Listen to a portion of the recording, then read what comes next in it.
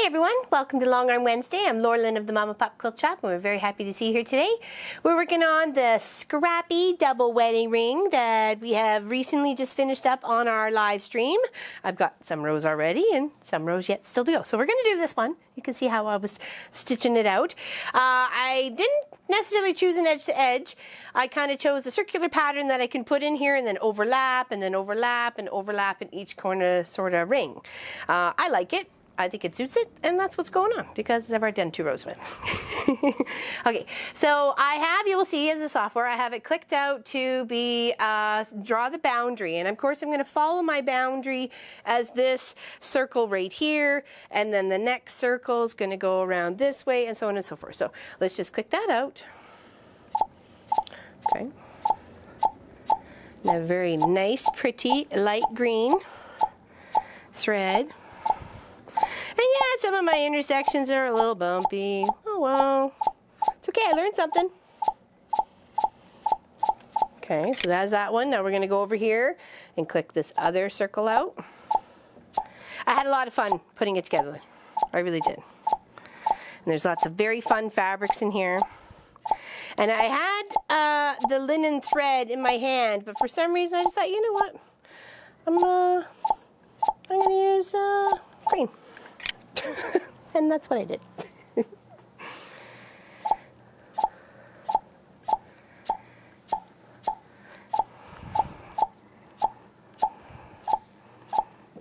I'm just following it around.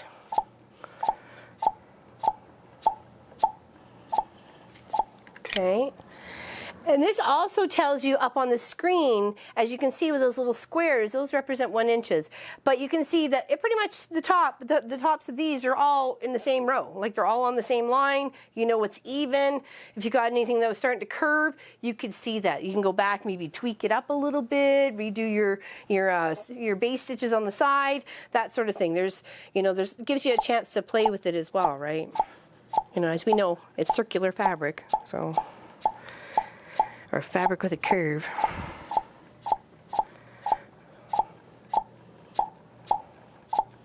Okay. Somehow we got all wrapped around up here. Okay, there we go. All right, so there is our 4 circles that we are going to deal with, okay?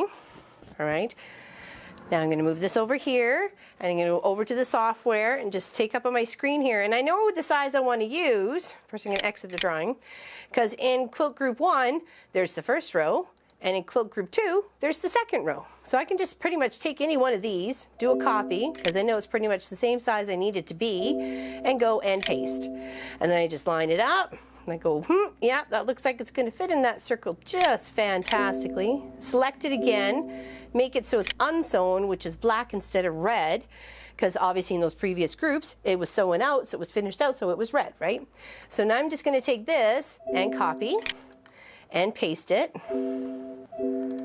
all the way along this row of circles. And I'm trying to line up the little loopy loops, the ones beside each other. Sometimes they're a little off, sometimes they're really close. I figure as close as good to me. Just trying to do the best I can. Scoot it over a bit.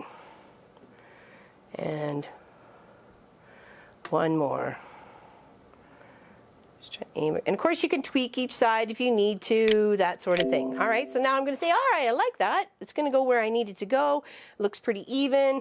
That side right there, I think it's okay. It's probably just how I clicked, but I can always maybe try and move the material just a little bit, and I'm going to start quilting. Okay, so I'm going to get that out of the way, and then come right over here. Okay, and it's going to stitch the flowery bits in the center first, and then it's going to go along and do the outside, and then it's going to move on to the other pattern. Okay, it's going to make 2 little leaves. I just usually get it stitched past there, and then come in and clip those threads, and then just kind of babysit it a little bit with some of those curves. And just to make sure nothing's getting tucked under, or, you know, so on and so forth. The center is pretty good. It's when you have the outside bits you kind of have to watch. But isn't it pretty? Beautiful thread. Love that. Gives that extra little color. And I love all the fabrics that are in this. It's beautiful. And I hope they like it too.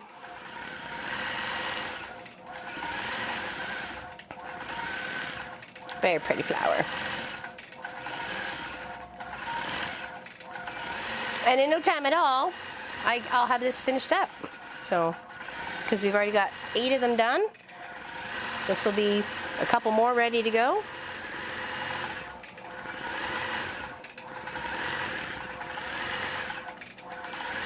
I love how some of these colors pop against each other, like this green and the pink there, and I don't know, just it's pretty. And the burgundy and the tan for the center. It looks very jewel tony, as lots of people were saying, because of the muted tanny colors for the centers.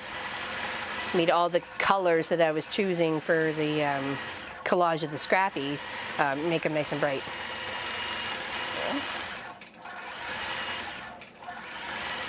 And I just basted all the way around. Try to keep this nice and straight. Like I said, I was lining it up on my grid, making sure things were being nice and even as I was stitching across. And I thought, well, I can just put an edge to edge. And then I thought, oh, I found this circle one with a little flower in the center. It's a pretty posy wreath sort of thing. And I thought, oh, that would be nice. And what if I just overlapped it? So really only like a little bit of the inner rings actually overlap on this part. I'm like, I'm okay with that. I think it looks pretty. All right, now it's going to do the outside. We do have to break threads though, so let's just do that here.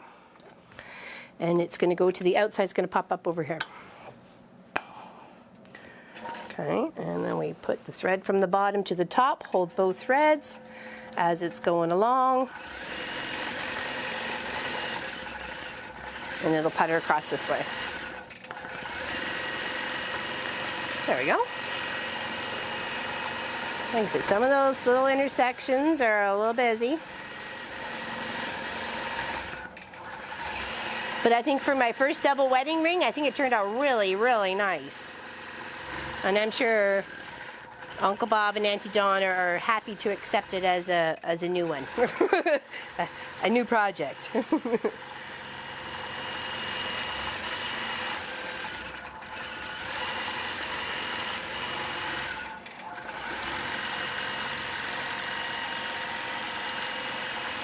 And that's it. That's one whole stitch out.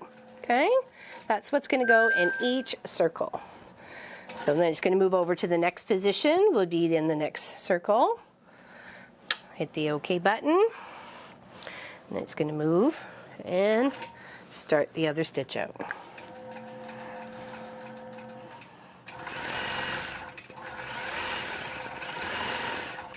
There we go.